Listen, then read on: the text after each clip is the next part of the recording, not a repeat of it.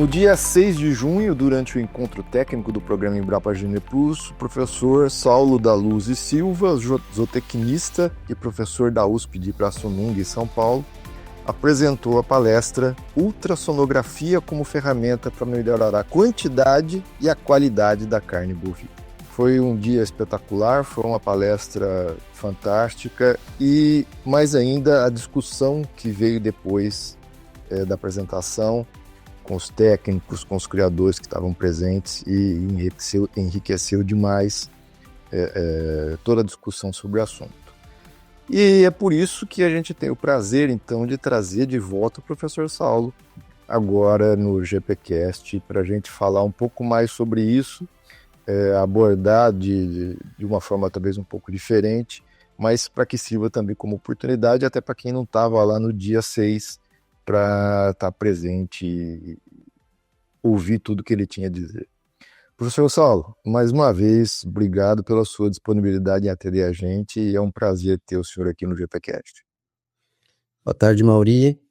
Eu que agradeço, é um prazer fazer parte aqui desse podcast. Também foi um prazer grande, né, ter estado lá em Campo Grande, falando para o pessoal lá. É realmente muito bom, né, o tema, o pessoal aparentemente gostou e eu também gostei muito de participar do evento lá, foi muito legal.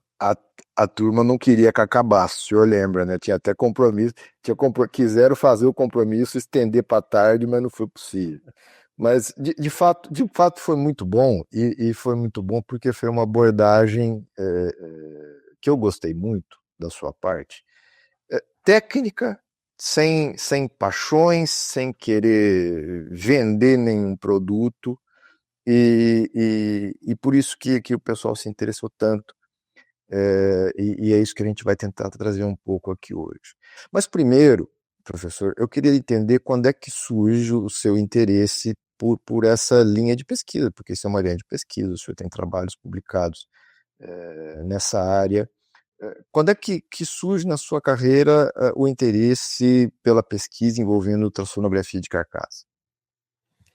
Na verdade, isso começou lá no final da minha graduação, né? Eu me formei na PUC lá do Rio Grande do Sul, em Uruguaiana. No meu último ano de graduação, eu tive a oportunidade de ter um professor lá que foi trabalhar ministrar disciplina de avaliação de carcaça, qualidade de carne, que foi o professor Jânio Taroco. Uhum.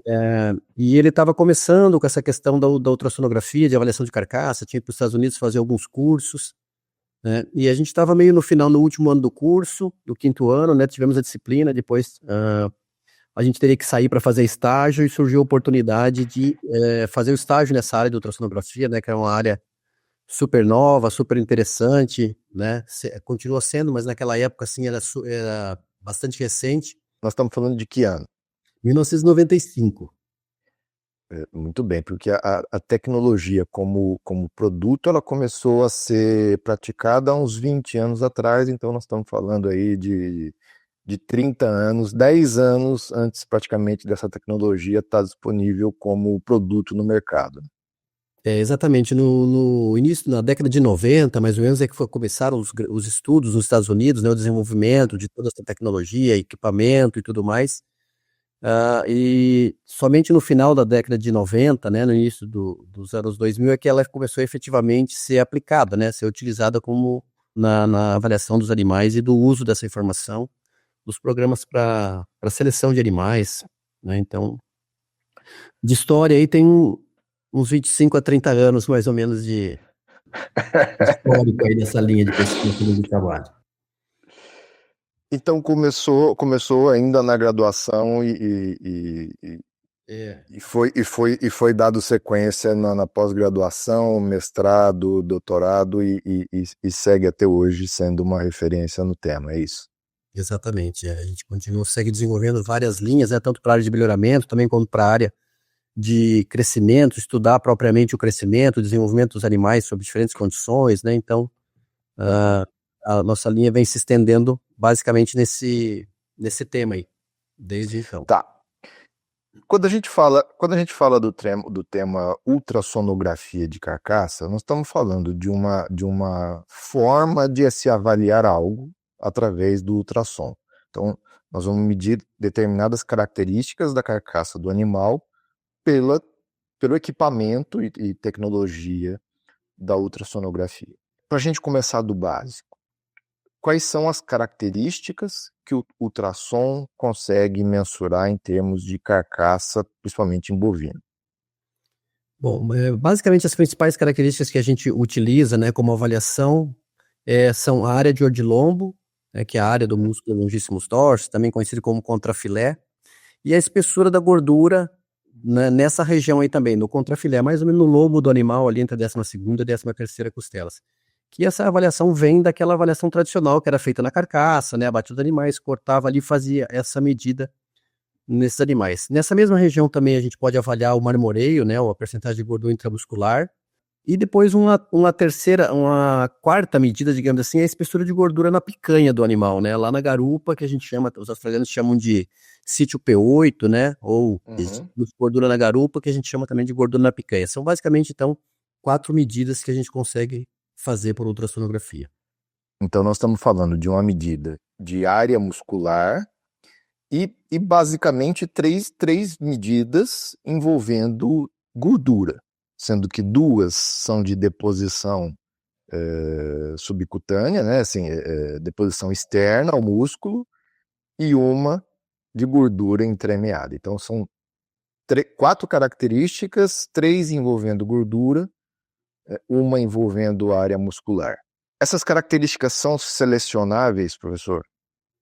Sim, uma das características que a gente ressalta, né, sempre quando a gente está falando de avaliação de características de carcaça, é que elas têm uma herdabilidade de médio porte, média magnitude, ou seja, elas são média alta. Então, quer dizer que são características que a gente consegue transmitir, que são transmissíveis, né, de geração, de pai para filho, de geração para geração.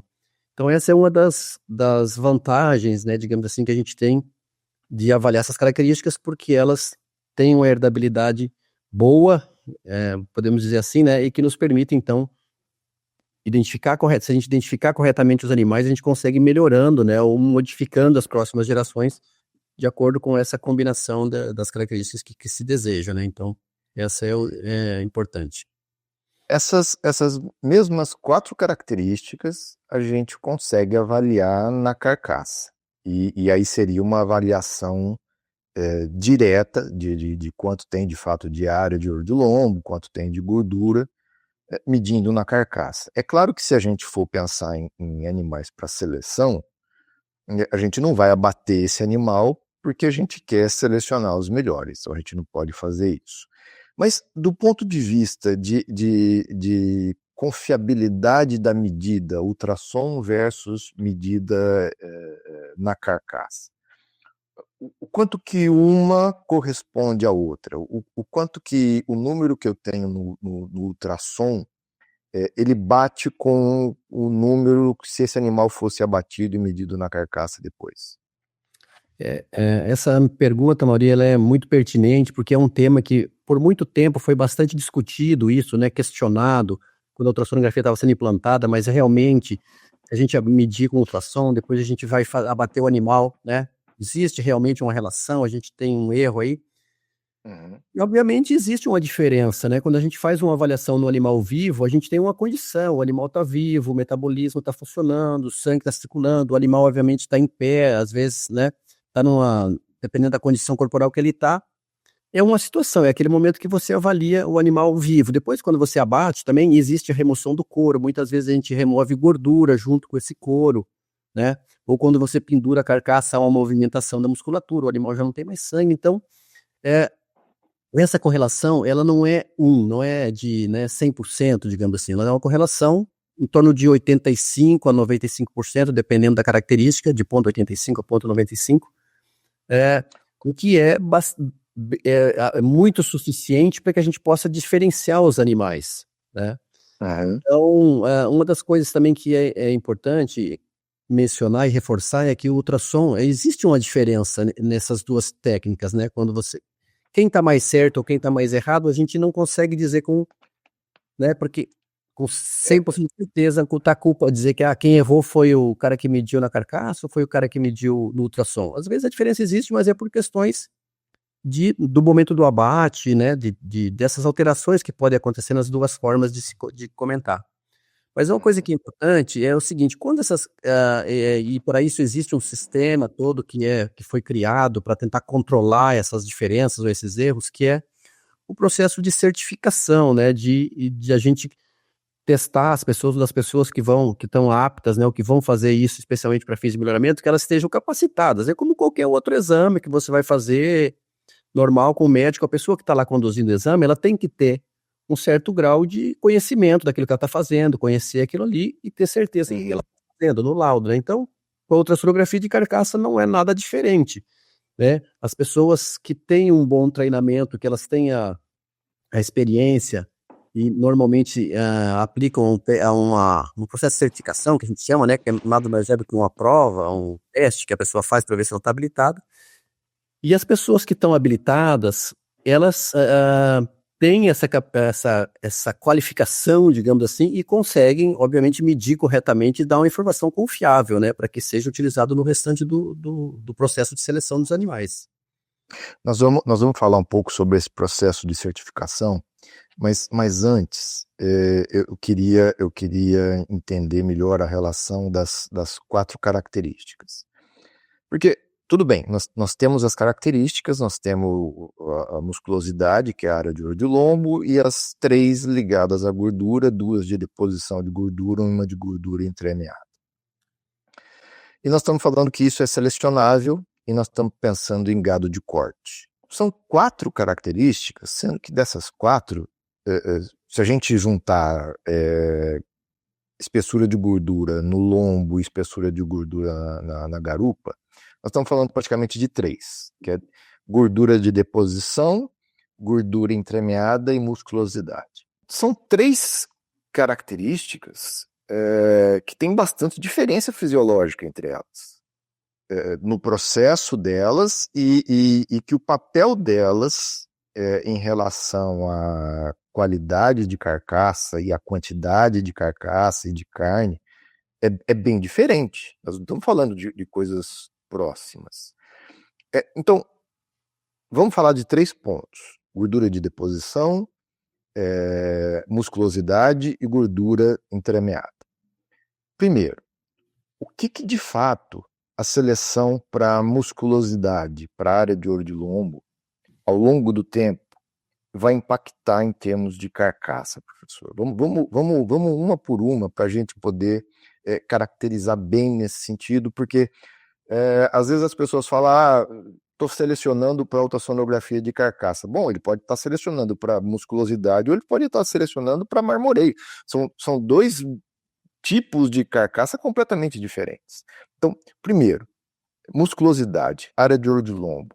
A seleção para essa característica vai impactar como ao longo do tempo no rebanho do criador? Ótimo. A área de olho de lombo é uma característica que a gente diz que ela está relacionada com a musculosidade da carcaça ou com o que a gente chama de tecido magro, né, que são a musculatura geral do animal. Então, ela é usada como um indicador da quantidade de carne magra que um animal vai produzir. Então, selecionando os animais com base na área de lombo, animais que têm maior área de olho de lombo, a gente espera que os filhos deles vão ter uma maior musculosidade e uma maior percentagem de cortes desossados, né? No momento que o animal for abatido e desossado, a percentagem de carne magra ou de cortes magros vai ser maior se a gente selecionar animais com positivos, né? Ou com maior diferencial para a área de olho de lombo. Então, basicamente é essa a finalidade da área de olho de lombo. A espessura de gordura... Tá, mas então vamos lá. Voltando na área de olho de lombo. Certo. O senhor disse que ela vai impactar em rendimento de corte. Rendimento de corte significa o quê? O que é rendimento de corte? Muito bem, eu acho que realmente deixar isso muito claro, né? Porque às vezes existe uma confusão em relação a isso, em relação ao rendimento de carcaça, em relação ao rendimento de cortes, tá? O rendimento de cortes desossados é aquela quantidade, o que a gente chama também de porção comestível, é aquilo que depois que o animal é abatido, que é retirado o excesso de gordura, né, o excesso das aparas, aquela gordura que não é utilizada, retirar os ossos daquele corte que não vai ser utilizado.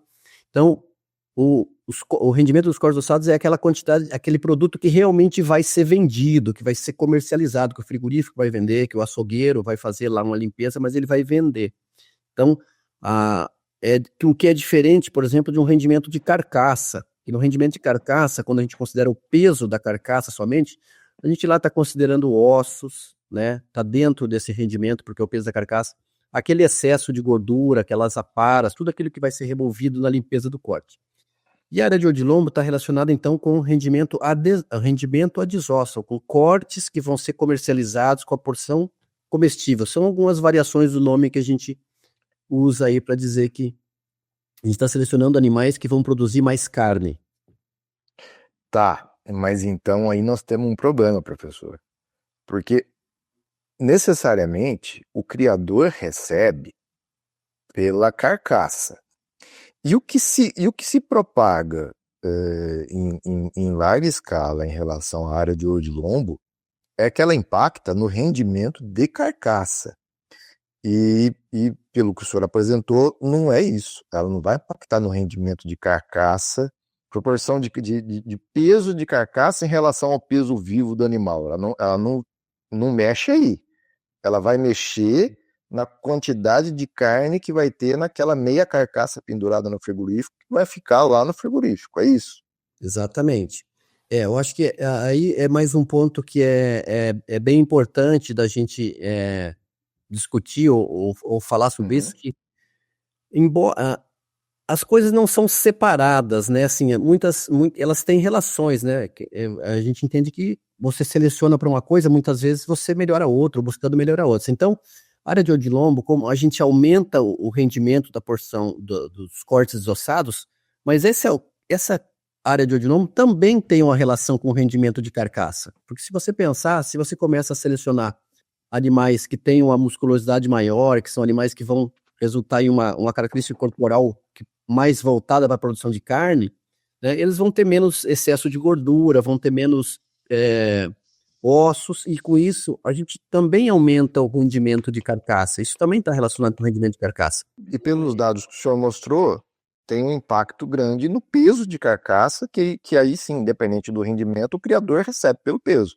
Exatamente, essa característica está relacionada com o peso de carcaça também, né? A correlação genética é positiva, se não me engano, em ponto 3 ou ponto 4. Então, quer dizer que se você selecionar por área de odilombo, você vai estar selecionando animais mais musculosos e também mais pesados. Mais pesados. E aí vem para o bolso do criador. Exatamente, entendeu? O que é importante, Maurício, eu acho que é importante a gente falar algumas coisas que muitas vezes causam confusão. As pessoas pensam o seguinte, então, tudo bem, mas então se tem uma relação positiva, a área de odilombo com rendimento de carcaça, eu não preciso fazer ultrassom. Eu vou medir o rendimento de carcaça e selecionar para o rendimento de carcaça para que a gente consiga evoluir para o outro lado. E isso não é verdade, né? Porque, embora exista uma relação entre área de odilombo e rendimento de carcaça, existe muita variação dentro de um mesmo rendimento de carcaça, ou seja, a variação que existe é muito grande. Então, não dá para você fazer a seleção ou a identificação dos animais ao contrário, né? Você tem que selecionar pela musculosidade, pela área de odilombo, para você ter ganho em rendimento. E não fazer o contrário, dizer, não, peraí, não preciso, então vou só pesar e fazer rendimento de carcaça e vou ter um ganho no área de odilombo, na porção desossada. Isso não é a mesma coisa, não vai no mesmo sentido, né? Então é importante a gente ressaltar essa questão aí, que muitas vezes as pessoas... É bem comum, assim, eu que trabalho há 30 anos com isso, as pessoas falam, olha, peraí, deixa eu né, treinar meu olho aqui, que aí eu não preciso mais fazer ultrassom para eu usar o tentinar os olhos do olho. E na verdade, né, é o contrário. Falando de área de odilombo, gordura de deposição, espessura de gordura subcutânea, podemos juntar na picanha com o lombo. Como é que funciona? Então, a gordura é uma característica que originalmente essas características elas vieram lá do sistema americano do yield grade e quality grade, né, de relacionar a área de odilombo e espessura de gordura com rendimento de cortes desossados. Então, nesse sistema, quando você mede a espessura de gordura no momento do abate, quanto maior a espessura de gordura, menor vai ser o rendimento dos cortes desossados. Por quê? Porque quanto mais gordo for o animal, mais apara ele vai ter, mais excesso de gordura vai ter que ser retirado, e isso não é vendido, isso não é comercializado, isso não faz parte da conta da porção comestível. Então, uma das visões é essa, por exemplo, lá no animal abatido. Quando a gente está falando em ultrassonografia, nós estamos abordando um outro aspecto, que seria a questão de a gente identificar a precocidade fisiológica dos animais. Nós não estamos preocupados se esse animal vai render mais cortes ou menos cortes, porque ele tem gordura, porque na realidade da seleção, né, do melhoramento, a gente mede animais mais jovens, que não têm excesso de gordura. Então, nesse caso, a espessura de gordura ela é utilizada como indicador de precocidade. Ou seja, animais que, se você comparar dois animais que tiveram na mesma idade, mesmo grupo de manejo, tenham mais ou menos o mesmo tipo de manejo, se um animal tem 2 milímetros de espessura de gordura e o outro tem 0 ou não tem nenhuma, esse animal que tem 2 milímetros, ele fisiologicamente, ele é um animal mais precoce, porque quando a gente estuda lá as curvas de crescimento dos tecidos dentro dos animais, a gente sabe que a gordura é um tecido que vai depositar um pouquinho mais tarde dentro daquela curva de crescimento. Então, se aquele animal já está apresentando algum tipo de gordura, ele está dizendo para a gente que ele fisiologicamente ele é mais precoce que o outro que não tem nada. E isso vai indicar que ele vai ter uma precocidade de terminação, uma precocidade sexual, tudo isso está relacionado com essa característica. Essa seria a minha pergunta, porque quando a gente fala em precocidade, a gente pode pensar em precocidade de terminação ou precocidade sexual. São duas precocidades diferentes, porque nós estamos falando de duas coisas diferentes. Mas elas estão ligadas nesse caso, é isso que o senhor está dizendo. Exatamente. Precocidade, um animal que ele é fisiologicamente mais precoce, ele vai chegar mais cedo na puberdade e ao mesmo tempo ele vai chegar também, vai atingir o acabamento, a característica, o ponto ideal, digamos assim, em termos de gordura para abate mais cedo. Então, assim, são duas, as precocidades estão relacionadas, né? Então, usando a espessura de gordura, ela serve para as duas. Nós juntamos as duas, nós juntamos a espessura de gordura subcutânea no lombo com a espessura de gordura subcutânea na área da picanha, ali no sítio P8, na anca do animal. Por que foram desenvolvidos esses dois lugares? Qual que é a diferença e o que elas têm de diferente ou de comum entre uma e outra? Se, na verdade, a gente está falando de gordura, de deposição de gordura subcutânea.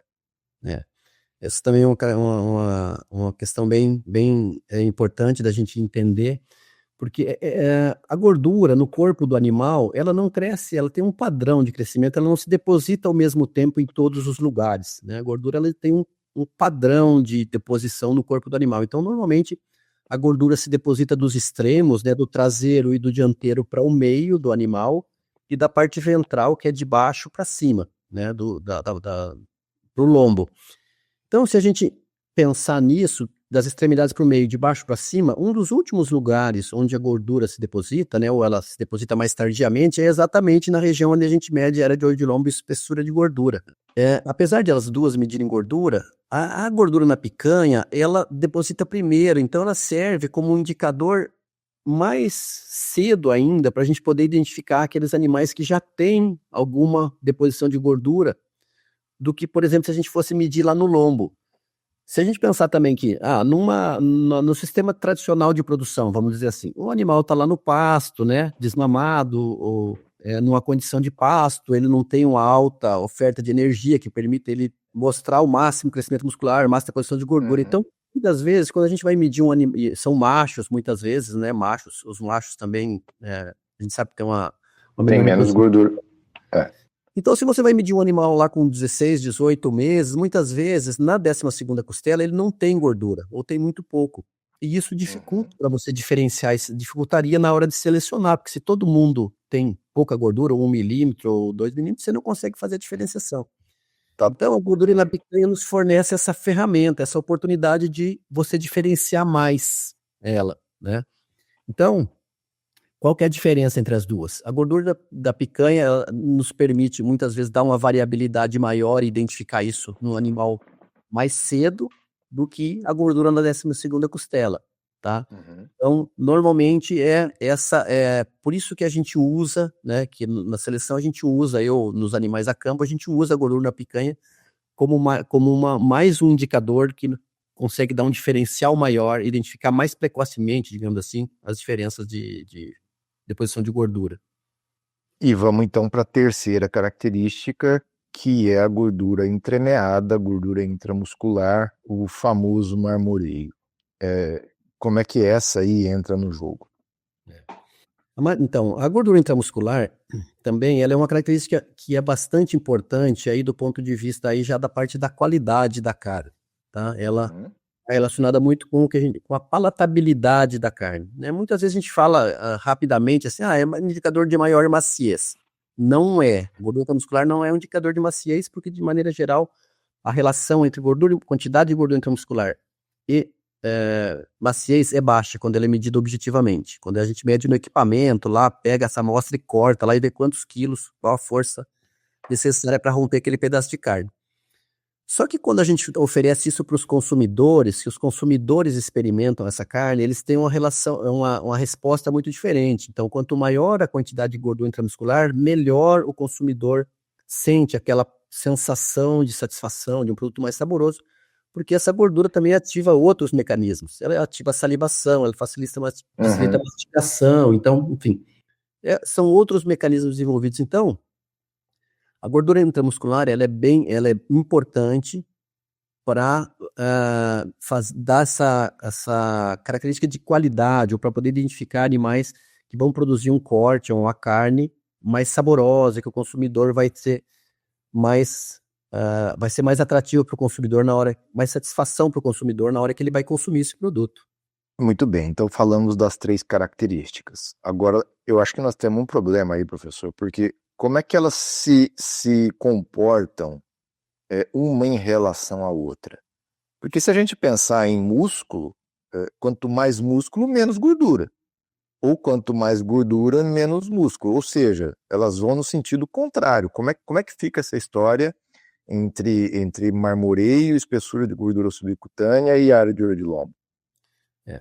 O primeiro lugar, assim, eu acho que é importante a gente falar das duas gorduras, né? Da gordura subcutânea e da gordura intramuscular. Então, por muito tempo, a gente tinha esse entendimento de que gordura intramuscular, como ele é um tecido que se deposita um pouco tardiamente em relação à gordura subcutânea, mais tardiamente, para que o animal tivesse uma carne com uma boa marmorização, iria ter que ter muita gordura subcutânea, né? Então, vamos selecionar animais muito gordos, com muita gordura intramuscular, intermuscular e subcutânea, para que a gente possa ter gordura marmorização, gordura intramuscular. E o que os trabalhos têm mostrado aí, né, as avaliações genéticas, os resultados que a gente tem visto lá, é que essas características elas são independentes, né? Que é possível a gente melhorar a marmorização, a quantidade de gordura intramuscular, sem necessariamente aumentar a gordura subcutânea e o excesso de outras gorduras que não são utilizadas. Então, isso é importante a gente entender. Por exemplo, gordura visceral. Exatamente. Né?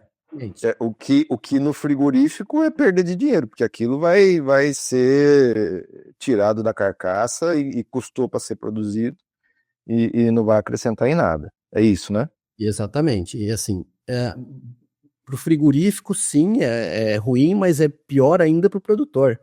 Porque o produtor gastou para depositar aquela gordura, por exemplo, interna, né? Que vai ser jogada fora antes da carcaça ser pesada. Então o produtor já perdeu 2 vezes, na hora que ele gastou para pôr e na hora que ele não recebeu lá na frente. Então isso é uma das características, das coisas que é importante a gente considerar quando a gente compara essas duas. Então, quer dizer, é possível melhorar a gordura intramuscular, sim, se esse for o objetivo, sem necessariamente ter excesso de gordura subcutânea ou excesso de gordura em outros depósitos corporais do animal. Tá? Essa é uma das coisas. E outro ponto que você falou foi: gordura e músculo são antagônicos. Né? É verdade. Assim, se você selecionar exclusivamente para melhorar a área, você vai ter uma perda de deposição de gordura. Se você selecionar exclusivamente para depositar mais para o animal ter mais gordura, ele vai perder musculosidade. Mas isso é uma característica que, com as novas abordagens, né, com as abordagens utilizadas recentemente, né, algum tempo já no melhoramento genético, é possível você balancear essas características e ter um progresso genético ou progredir para as duas ao mesmo tempo. Talvez não na mesma velocidade que se você selecionasse só para a área, né? Ou não na mesma velocidade que você selecionasse para cada uma delas, mas é possível fazer essa combinação, né? Esse balanço para que ambas progridam, né? É possível que se faça o progresso para as duas características simultaneamente.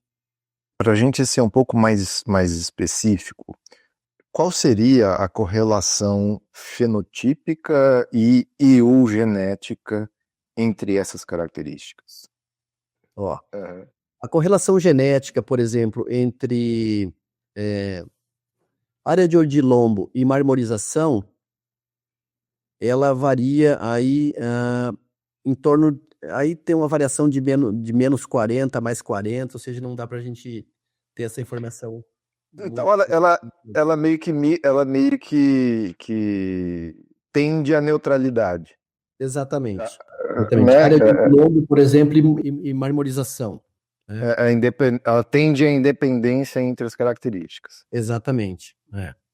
Então, quer dizer que isso é possível progredir simultaneamente, né? E área de odilombo e gordura de acabamento. Aí também é uma relação aqui, ela é negativa, vai de menos 40, menos 4,4 até 0. Ela é mais negativa do que positiva. Então, se a gente fizer uma conta de padeiro aí, fizer uma média direta entre menos 40 e 0, a gente está falando de uma correlação de menos 20, Exato. que é o que a gente está dizendo. Se a gente selecionar, quer dizer, que é o que o senhor está dizendo. Se a gente selecionar exclusivamente para a área de lombo e não olhar para a gordura, a gente vai ter uma diminuição de gordura ao longo do tempo, dentro dessa magnitude aí de menos 20, entre 0 e menos 1. Ou seja, ela não é tão forte assim, mas ela existe e vai diminuir gordura, né? Isso, a tendência é, se você forçar ou colocar mais pressão numa seleção para a área, né, você vai ter aí uma redução, esperado que se tenha uma redução na quantidade de gordura corporal do animal, né, isso é o que os estudos demonstram.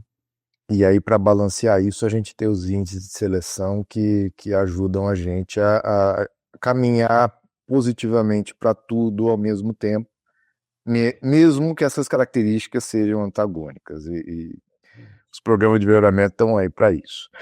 Agora, Vocês são os experts, né, que não é a minha expertise, mas é onde o pessoal do melhoramento sabe manejar bem. qual que é o melhor ponto de avaliar a ultrassonografia de carcaça nos animais do ponto de vista de melhoramento genético, professor?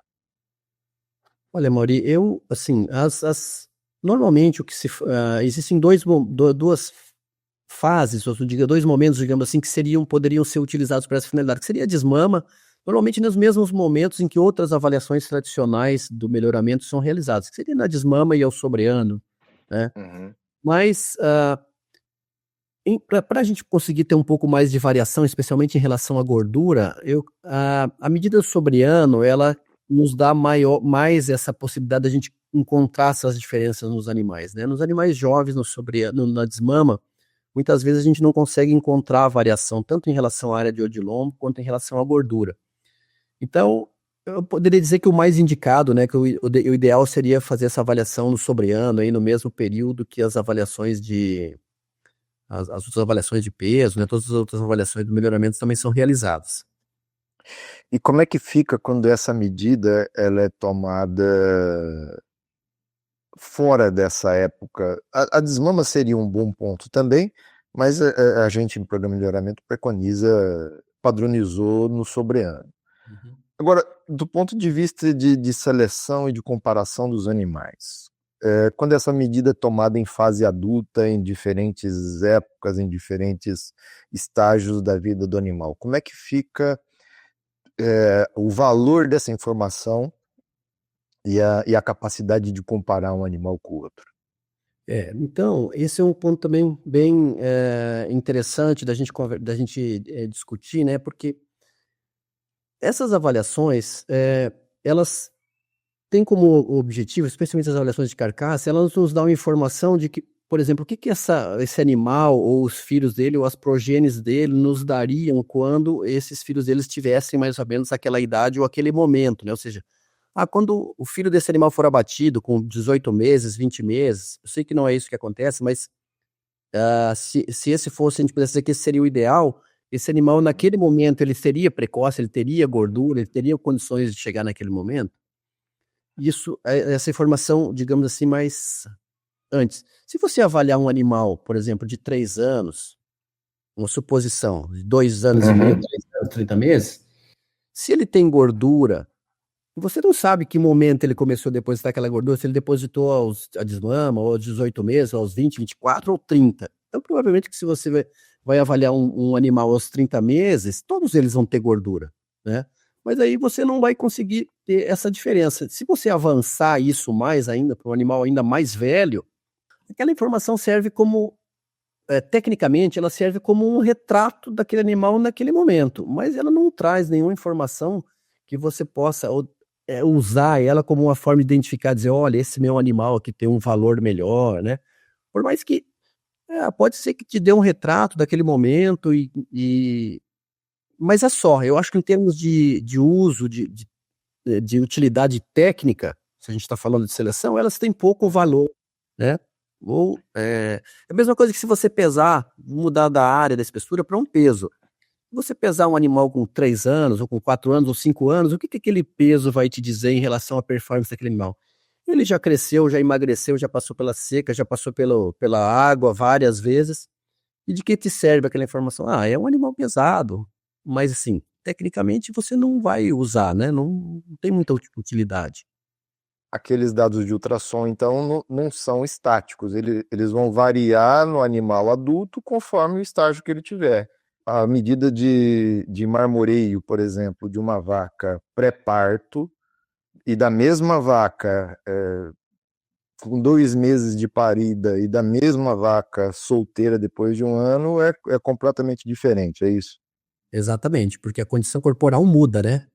A condição corporal muda, se o animal está numa condição que ele está, né, gordo ou antes de parir, dizendo que está numa condição nutricional boa, ele tem uma composição corporal, uma determinada quantidade de gordura intramuscular, por exemplo. Aí ele pariu, entrou numa fase onde a alimentação restringe um pouco, e aí tem mais o bezerro mamando, enfim, algumas outras coisas que estão sugando mais a energia desse animal, ele vai mobilizar essas reservas, né, vai mobilizar a gordura, vai mobilizar os tecidos, e a área de lombo vai mudar, a espessura de gordura vai mudar, a gordura intramuscular, tudo isso vai, né, ela muda em relação a esse tempo. E aí você, né, perde esse vínculo, você já não consegue mais fazer as comparações, né, que a gente tanto toma cuidado na hora de fazer uma seleção, na identificação dos animais. Então, essa característica, ela muda. Assim como o peso aumenta e diminui, a área de lombo aumenta, a área de lombo diminui, a gordura intramuscular aumenta e diminui também. Quanto mais longe isso, mais velho for o animal, maior a falta de conexão que a gente tem com o dado real, né? Professor, vamos falar um pouco do processo vamos falar um pouco mais do processo de certificação dos técnicos para a coleta dos dados de ultrassom. O senhor já começou a falar um pouco sobre isso, mas eu queria que aprofundasse um pouco mais. Como é que é esse processo? O que constitui esse processo de certificação dos técnicos e das empresas para coletar o fenótipo de ultrassonografia? Então, isso é bom lembrar também, né, Mauri, que isso tudo veio, toda essa nossa referência que a gente tem do que a gente utiliza hoje aqui no Brasil, veio daquele padrão americano, que foram os desenvolvedores, que estabeleceram vários critérios, até tudo que a gente aprendeu, basicamente a gente aprendeu com o modelo americano, né, que fez o desenvolvimento e todos os protocolos para isso ser utilizados. Então, o que que acontece? Fizeram os primeiros testes lá na década de 90, se viu que a avaliação, a correlação entre a medida por ultrassom no animal vivo e na carcaça, ela era muito dependente do operador. Então, existe a diferença do animal vivo para a carcaça, de tudo aquilo que eu já mencionei, mas também existe uma interferência grande, né, que posso dizer que ela é maior do que todas as outras em relação à experiência do avaliador, da pessoa que conduz a avaliação, né? Então, com base nisso que eles viram lá, eles sugeriram, né, que a pessoa que deveria ser criado um programa de treinamento e um programa de certificação para que essas pessoas pudessem fazer e dar essa medida real, né? Porque a gente sabe que é importante, né, a precisão da medida. Quando você vai na seleção dos animais, se você tem uma medida que é inconsistente, né, que uma hora um valor é outro, você não progride, né? É como ter uma balança desregulada na fazenda. A confiança naquela informação não existe. Exatamente. E com a ultrassonografia é a mesma coisa. Então, foram criados os sistemas, e isso, obviamente, é uma determinação, cada país tem a sua regra, né? Não é que os Estados Unidos chega aqui e fala que tem que ter, mas eles criaram para eles e, obviamente, a gente avalia e entende que é uma forma correta de você conseguir padronizar essa informação. É bom para todos, né? Então, esse programa de certificação, ele ocorre normalmente, nos Estados Unidos tem 2 ou 3 por ano, né, em diferentes locais. Aqui no Brasil, normalmente existe uma vez por ano, né, que é desenvolvido lá no Rio Grande do Sul. O professor Jaime Taroco, que desenvolve esse programa já há vários anos lá, fazendo esses treinamento e certificação de técnicos. Então, o que consiste basicamente isso? Se você é interessado, olha, eu quero fazer ultrassom para avaliação de carcaça, como é que eu faço, né? Em primeiro lugar, você precisa ter uma certa experiência, treinar, praticar, entender aquilo lá, como é que funciona. E se você realmente acha que você está habilitado, você pode ir lá fazer uma prova, o teste, né? A prova que vai dizer se você é uma pessoa que está treinada, que você está habilitado para fazer aquilo lá ou não. Então, a prova consiste basicamente, existem 2 tipos de certificação: a certificação de campo, que é para a pessoa que vai lá fazer a medida, captar a medida no animal, e a certificação de laboratório, que é a certificação para quem vai interpretar aquela medida. E existe também uma prova escrita, para você sabe o básico, né, do ultrassom, essas coisas todas. Então, basicamente a certificação de campo, a pessoa vai, se inscreve e ela passa por um teste, que normalmente são 20 animais, que você tem que, eles passam 3 vezes, você tem que avaliá-los 3 vezes, em ordem aleatória, você não sabe daquele animal, você tem que medir aquele animal 3 vezes. E aí depois essas imagens que você salvou e guardou, elas são enviadas, aqui no Brasil ainda a gente continua enviando ela para os Estados Unidos, os laboratórios de lá, eles fazem a avaliação dessas imagens e devolvem para a gente os resultados e as avaliações deles. E com isso a gente faz uma estatística para ver se isso está variando muito, está muito grande esse erro, não. E aí, se a pessoa estiver dentro, ela é credenciada, ela é aprovada. É aí que pega o caboclo. Ele mediu o mesmo animal 3 vezes e tem que dar parecido. Se der muito diferente, tem alguma coisa errada. Porque aí você já perdeu a característica principal da medida, que é a objetividade, né? Se você uma vez mede e dá um resultado, aí não dá para confiar. Então, esse é basicamente o processo da certificação de campo, né? A certificação de laboratório essa certificação de campo, só terminando, então, uma vez que esses resultados vêm de lá, o pessoal da Embrapa, o Marcos Ioco, que é o responsável por fazer essas estatísticas, né? Então ele coloca todo mundo, os dados lá, faz a estatística e vê, existem parâmetros já estabelecidos para repetibilidade, para o viés, uma série de parâmetros lá que vão dizer, olha, você está dentro dessa faixa, beleza, você está certificado, seu nome vai para a lista lá, e aí isso pode ser utilizado pelas associações.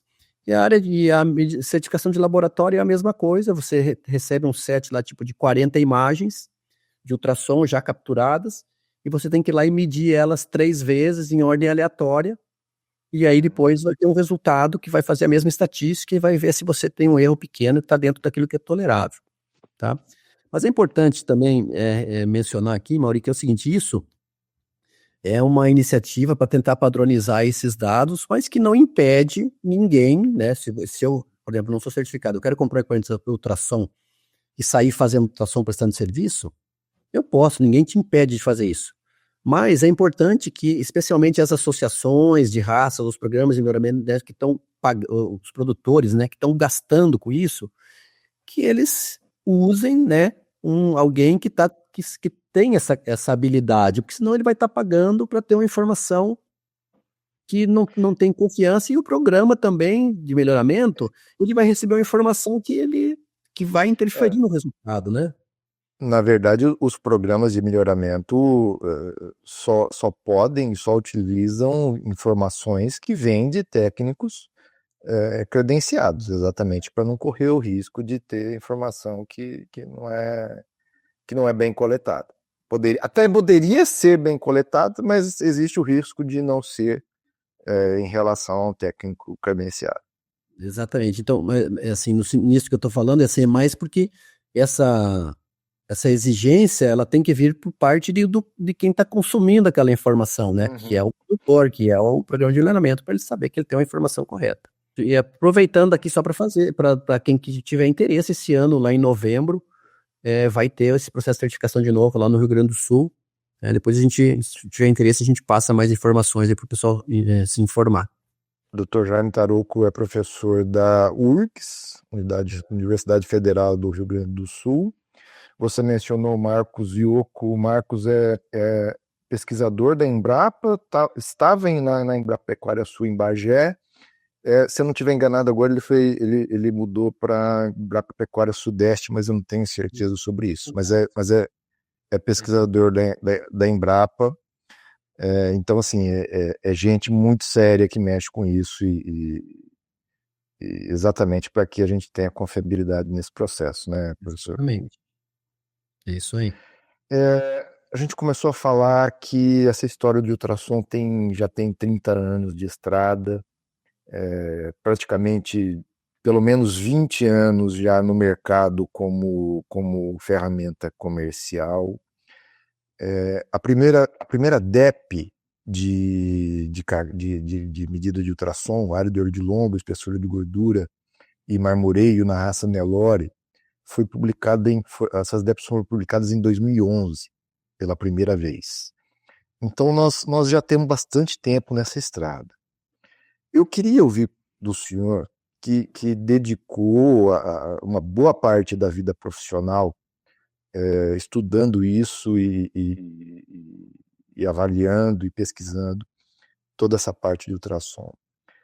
O senhor está satisfeito com o que a gente tem hoje, com o cenário que a gente tem hoje, com os técnicos de ultrassom que a gente tem hoje, com o uso da informação e com o que tem sido dito sobre essa técnica, sobre esse fenótipo hoje em dia? Como é que é a sua percepção hoje, depois já de uma história que tem pelo menos 30 anos, e até hoje é vendido como algo novo, e se diz muita coisa sobre isso. Qual que é a sua percepção sobre o estado da arte hoje da ultrassonografia?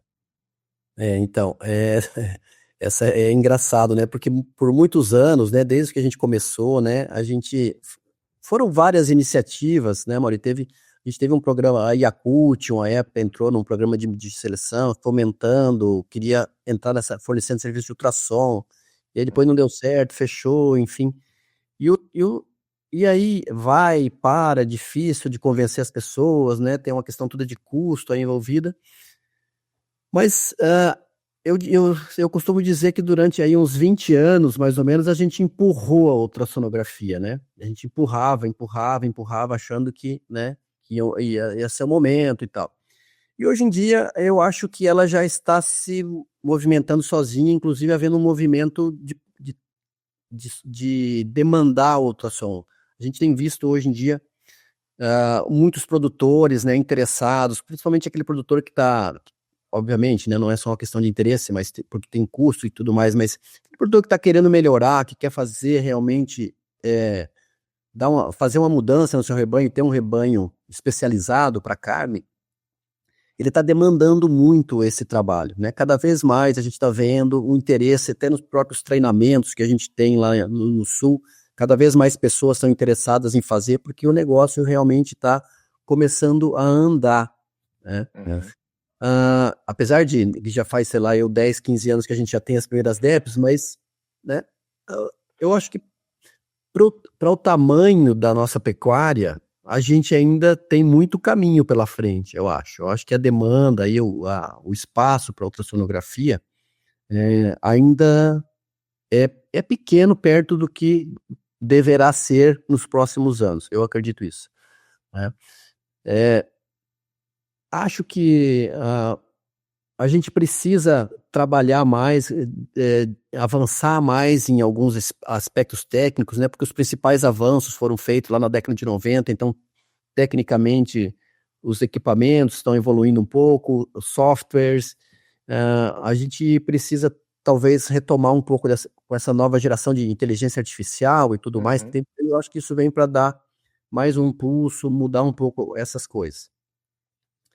Mas eu vejo que, assim, a gente está numa condição boa, melhorando, a gente tem potencial, eu acho que isso vai crescer bastante, ainda mais com a adoção, né, novos programas de melhoramento genético, incorporando DEPs de carcaça, mais produtores interessados. Eu acho que ainda a gente tem bastante espaço para expandir, especialmente esse número de animais, usar mais essas características e movimentar mais, melhorar o rebanho de maneira geral. E uma coisa que eu acho que é importante também, Mauri, de ser mencionado, é que a gente, hoje, quem são os maiores usuários de ultrassom do Brasil, do mundo? Basicamente, quem usa muito os Estados Unidos, né? Usa bastante dados de ultrassom. E o Brasil vem atrás, né? Assim, mas porque eu acho que a gente ainda está entrando nesse movimento. E o motor, né, que a gente sabe que o motor da pecuária mundial da carne é o Brasil. Embora que os Estados Unidos produzam muito e tudo mais, mas a gente tem potencial para expandir muito isso, para evoluir muito, não só nas outras áreas, mas na questão da qualidade do nosso animal, né? Fazer esse animal produzir mais carne, ser mais eficiente. Eu acho que a gente tem todas as ferramentas disponíveis para isso, e é isso que eu acredito que o ultrassom vai contribuir para isso, né? Para a gente poder melhorar cada vez mais, ter animais com maior quantidade de carne, maior rendimento. E eu acho que esse é o caminho que a gente vai ver aí pelos próximos anos, né? Maravilha. Preciso te agradecer mais uma vez. Muito obrigado pela sua disponibilidade, por ter vindo para cá, para Campo Grande, por ter feito a palestra e também por essa gravação de hoje, por esse GPcast. Quem quiser entrar em contato, professor, como é que faz? Tem e-mail, tem Instagram? Como é que acha o professor Saulo Luz, da USP de Pirassununga? Então, pode se digitar meu nome lá no Google, provavelmente vai aparecer, né? Mas eu tô aqui na FZE, aqui em Pirassununga, né, na USP.